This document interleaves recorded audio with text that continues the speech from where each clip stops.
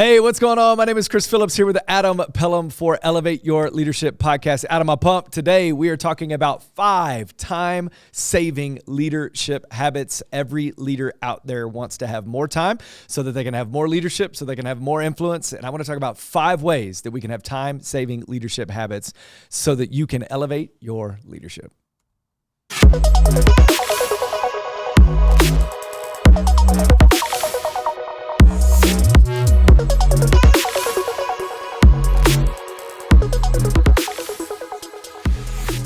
Okay. All right. I see them on the beats, hitting on the 1s and 2s. Adam Pelham is here doing that.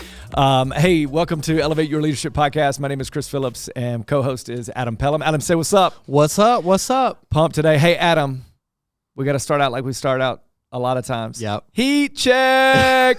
What we got today? This is Come a great on. Tradition. I like this tradition. Yeah. Today, we may or may not have planned today, but we got some heat today. A little bit. Okay, It's a threes day. It's a threes day. So We got a couple OG threes too. OG threes. For those that don't know, you got to have the Nike Air on the back. Got the Nike. I got the big Nike Air on the back of you got my to. Jordan 3 Fire Reds. Yeah.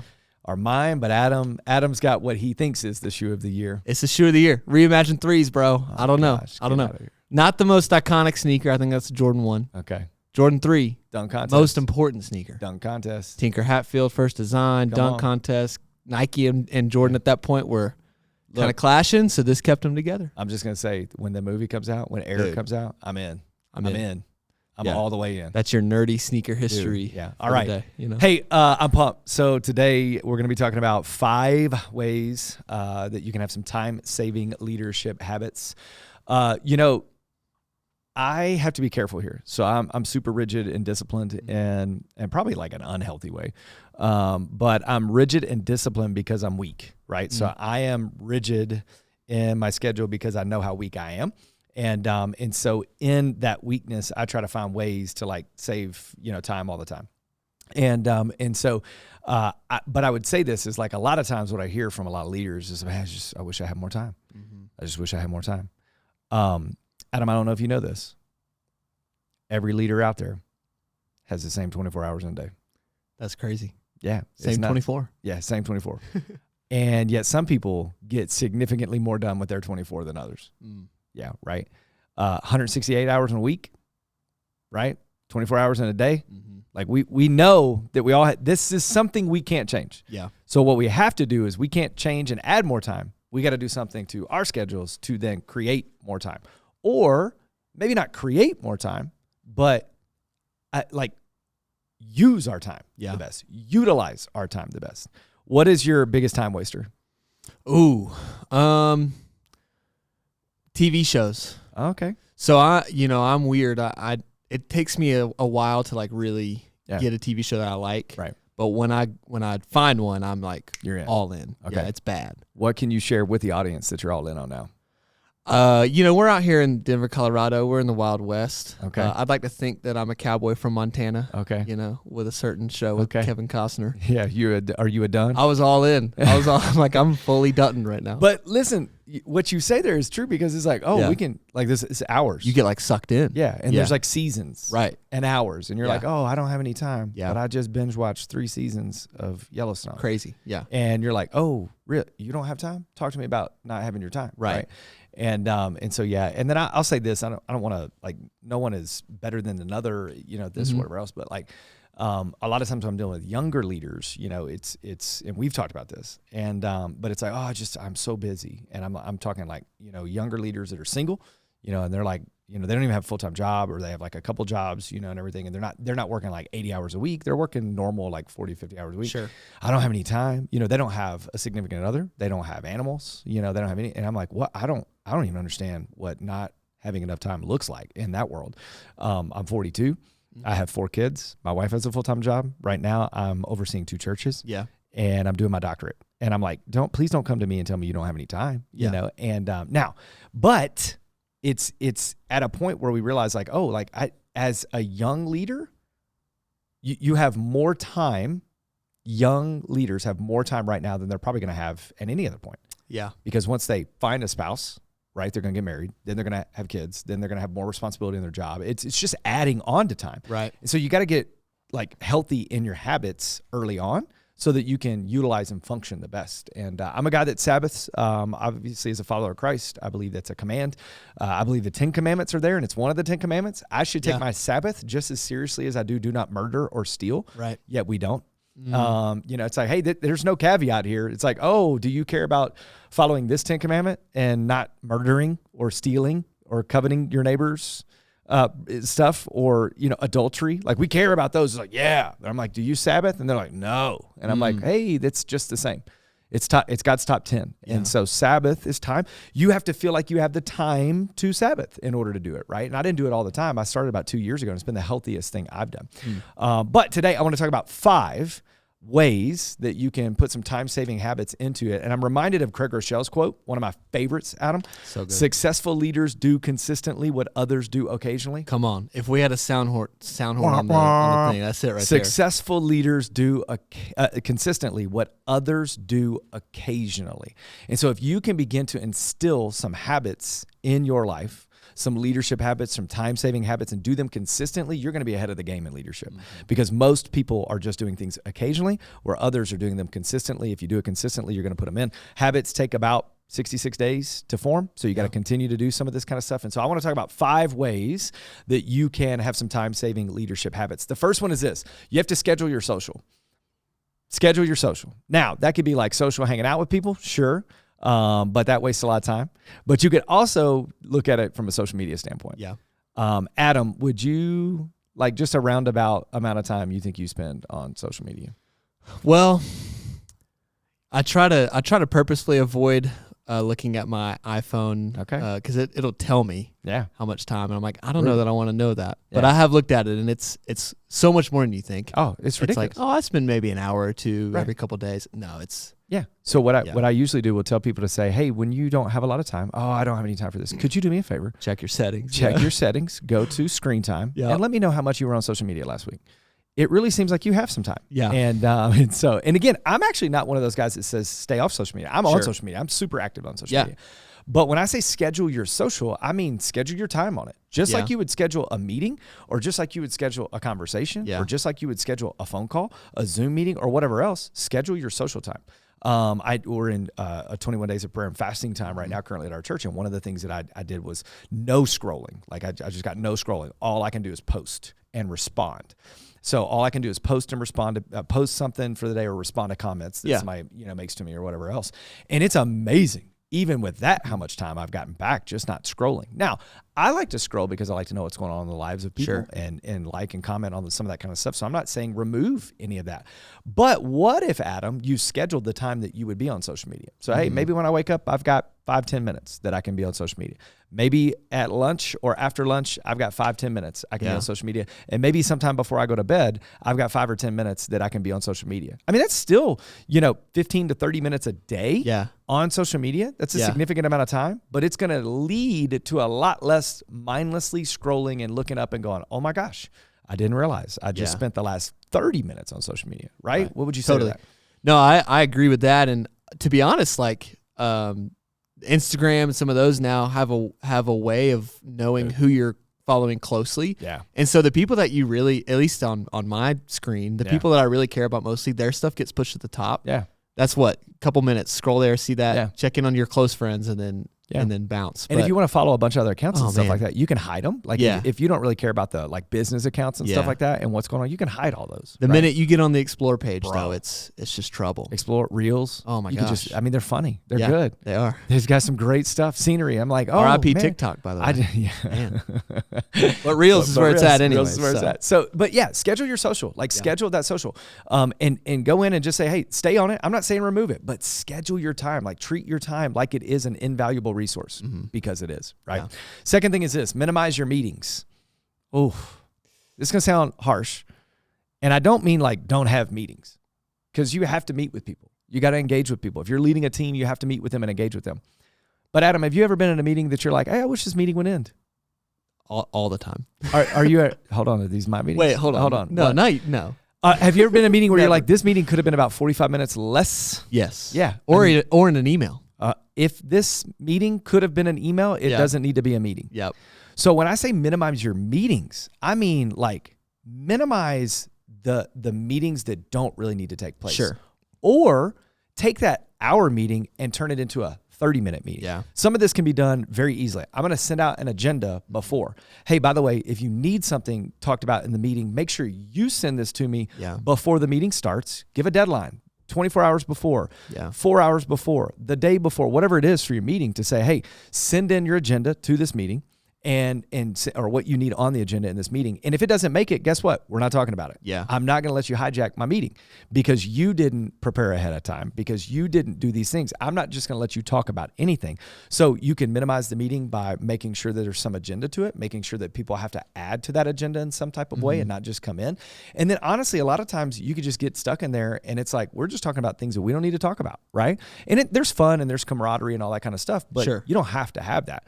The other thing for me is like, okay, if I'm going to I don't want to say waste time. If I'm going to utilize time in a different way in a meeting, why couldn't that be with prayer, catching up, or honoring other people? A lot of people then cast that stuff to the side because we've talked about so many other things that could have been an email or could have been a hallway conversation. And we didn't even get time to pray or honor one another in a meeting. And so how do you like, what would your ideal type of meeting be for you? I think it goes back to what you said, having even an itinerary of the meeting prepared. One thing that we've implemented with our church and in our setting and our team is our leadership pipeline meetings. Shout out to Mac, the goat of all leaders, Mac Lake. Yeah. Go check out that episode a couple weeks ago, months ago. Son ain't too bad either. Right? He's just sticking the worship game. Yeah, but one thing that I've seen people on our team do, Hunter, and I've tried to implement as well, of just even sending our leaders a quick article or video to read. Hey, watch this. Yeah. We're going to talk about 10, 15 minutes about it and then go from there. Just honoring people's time there. And like that 10 to 15 minutes where everybody's come prepared. Yeah. You know, not just me talking the whole time, but we've all watched the video. We've all read an article. Let's talk about it. Let's get a little bit better and then let's go. You know. This has been a process. This has been a process of our downtown location. I've been trying to kind of shift culture a little bit. It was a different culture of like heavy meetings and all that kind of stuff. And we're still heavier than I want to be, but it's certainly more of what I want it to look like than it was when I first started in the venture.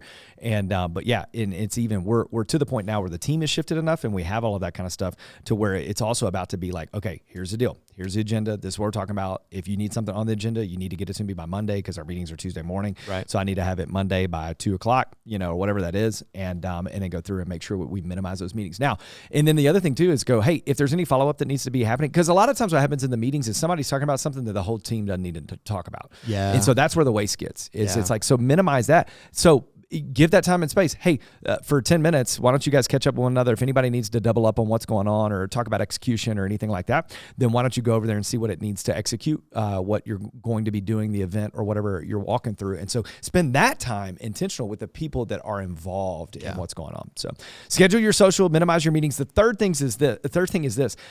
Did you know that conversations have consequence?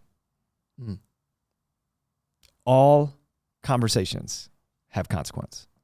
And one of my time-saving leadership habits is to understand that every conversation I have should have consequence, which means that like there's purpose behind mine. Doesn't mean you don't talk and catch up, but what is your purpose? Right. Catching up. Yeah. Building relationship. The consequence of the conversation that we're having is that it's a positive consequence, built relationship. Yeah. So I need to know that if I'm going downstairs just to say hi in our current setup, if I'm going down to the office and just to catch up, shoot the breeze. Yeah. The consequence is I'm building relationships with people. So I need to understand that when I go down there. So I need to intentionally build relationship. Or if I'm having a meeting with a leader in the church or a leader in the city or something like that, I need to understand that there's a consequence to that time that we're using, and I should be purposeful and intentional with all of my conversations. And I think a lot of times we just talk and we just hang out and we don't even understand what we're doing. And so therefore there's no purpose or meaning behind our talking or conversations with other people. Does that make sense? Totally. How do your conversations have purpose or, in this situation, consequence? Yeah, I always found that the small talk, those kind of conversations, those go by way quicker than when we're actually talking about something for a purpose. 30 minutes of small talk feels like I look at the clock. It feels way quicker than 30 minutes of intentional. You listen to every Air Jordan known demand. And then you're like, I did. And you look at the clock. It's like, oh my gosh, now it's lunchtime. Right. Okay, well I gotta go eat, and then there's an hour there, and then you get back, and it's like, oh, I have 3 hours left in the workday. Those kind of conversations. I've been here for 8, and I'm working actually 4. Right. Those kind of conversations in my life that I've seen happen, those are the consequences. They go back quicker a little bit. And so you got to watch it for sure. And they do. So we can have the consequence of not having purpose and meaning behind it. And we can even shoot the breeze with not that. And again, I'm not saying don't catch up, have fun. I'm loud and fun in the office. Am I not? 100%. But it's like, when I'm loud and fun, don't tell anybody this. Okay. Don't let anybody know. Okay. This is for our, what do we got for what are we going to call our audience? Our fam here. Elevators? This is for our elevators. This is for our elevators only, right? Elevators only. Okay. Don't tell anybody. This is for our elevators only. When I'm loud and come down in the area where everybody else is here at our downtown location, I'm doing it for a purpose. I'm bringing fun and energy to the room, and I'm connecting with people. Like, there's a reason I'm actually coming down there. It's not just like, oh, hey, there's Chris. I don't even know why he was down there. I brought some energy to it. I'm having some fun down there, and I want to have a personal connection with everybody throughout the day. And so it's like, so it seems like it's nothing, but there is some intentionality and personality and purpose behind it. Yeah. But do I linger down there that long? Yeah. No. I mean, it's like, okay, well, there was Chris. He was loud. He shuffled the deck a little bit, and now he's going back to work. And then the thing, every conversation that you end with is, you need anything from me? Yeah. Real quick before I go. Yeah. Which is key. Can I do anything for you? So conversations have consequence. Just remember that. So if you'll have some time-saving elements if you'll understand that and be intentional with them. The fourth thing is this: calendar for consistency. So calendar things for consistency in your life. There's a period of time where I blocked everything. Like, if I was going to call my mom, I put it on there. I'm going to call my mom at 10:15 when I'm driving to this appointment. Like, it's brutal. Don't tell my mom that. And she's probably not listening to this anyway. And so, but like, I would call my mom. Like, I put it in there. Guess what? I'd get a notification. Call your mom. So I'm in the car. I call my mom, and I'm going down there, and I have it. And here's the thing: we talked about this, Adam. You've asked me this question before, but I'm going to ask you. Okay. Do you like winning more or hate losing more? I hate to lose way more than I like to win. If I win, I think about it for 2 minutes. Yeah. If I lose, I think about it all night. 100%. I don't even really care about winning that much as I hate losing. Yeah. And so for me, when I calendar everything and I put it in my calendar, and I have to move that appointment, it feels like a loss. It feels like an L. Yeah. And I don't want to take L's. Yeah. I'm here for the dubs, man. Sure. I don't want to take L's. I want to put dubs on my day. And so I'm going to calendar everything. Put dubs on my day. Dubs on the day, baby. And I want to calendar everything that's in there. So man, if it is a 15-minute block to just like think, put a 15-minute block in your calendar to think. If it is a 30-minute block to read personal stuff. If it is scheduling your social, put that in your calendar. When I get to work, I'm going to have 15 minutes to schedule my social. Put that in your calendar, and I'm telling you, you'll be a lot more prone. You may not keep that long term, but what it's going to do, it's going to put this habit that you're going to make sure that your day has intentionality. Right. You don't get more days. They come and go. Yeah.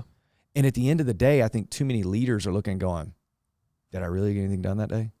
Like, did I really accomplish what I needed to accomplish? Yeah. But if you will calendar for consistency in your day and in your schedule, I think you can get to the end of the day and you can go, okay, I got done what I needed to get done and what I desired to get done. More importantly, what God wanted me to do that day, right? Which, by the way, the night before, I need to be praying and asking God, hey, God, what do you want to do through me tomorrow? That's good. How do you want to use me tomorrow? What is the best way I can bring you honor and glory and praise tomorrow and what you have planned for me? Yeah. Walk through that, process that, then put it in the calendar, right? And so calendar for consistency. You have gotten better with this. What are you utilizing now for your kind of calendar and consistency in this area? Yeah, I've tried a lot of different things since being here and being in full-time ministry. And I wanted so badly for it to be one thing, right? Yeah. Like whether that's the bullet journal or actually writing things out. Yeah. But I've actually found that there's different techniques that suit your strengths. Sure. I'm more of a electronic, I want everything on an ebook, that kind of style. As much as I'd love to have everything written out, it's just I'm not as consistent with that. And so I use all of my calendar, all of my to-do list things are online. Yeah. I have an app for all of it. My Mac connects to my iPad, connects to my iPhone, connects to all of it across the board, so that it's a good time for our leadership sponsorship that we have. Just kidding, we don't have any sponsorships. And yeah, right.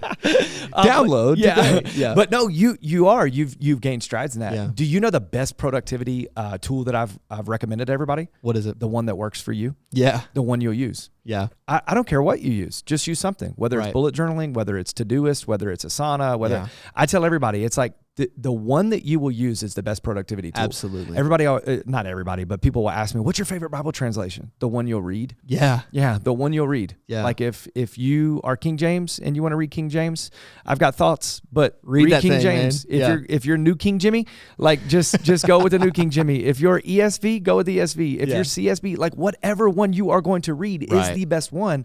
The productivity tool, the calendaring tool, or whatever it is, the one you're going to consistently use is the best one. That's good. But it takes time to put it in. You got to give it a shot. Don't give it a week and give up. Give it a month. Give it 2 months. Yeah. 66 days to form a habit. Last but not least, time-saving leadership habits. You got to schedule your social. You got to minimize your meetings. You got to have conversations that have consequence. You got to have calendaring for consistency. And then last but certainly not least, make some strides with the sleep. Got to get them Z's, man. Got to get the Z's. Now, this is a debate because people will be like, I need 17 hours of sleep. And man, props to you. You just praise God. You straight hibernate. Yeah, you straight hibernate. And that means you got 7 hours to get something done the next day. But people's bodies require different amounts of sleep. Sure. So I recognize and know very scientifically and strategically that my body doesn't require more than 6 or 6.5 hours of sleep a night. I've been tracking with a Whoop device, not sponsored by them either, but if they want to, come on. Let's go. And Whoop your leadership. So I've got a Whoop device that I've been tracking my sleep for the last almost a year. And what I've been doing in it is trying to find out what are the rhythms that give me the best quality sleep, not the most sleep, but the best quality sleep. So I don't like talking time-wise sleep. Because you can get 10 hours of sleep and your recovery can be in the 50s. So it's like, okay, the time is not there. I need my recovery to be in the green or the high yellow in my Whoop device. And sometimes that has nothing to do with the amount of sleep I have, but it's the quality of sleep I have. So Adam, what do you feel your body requires for sleep?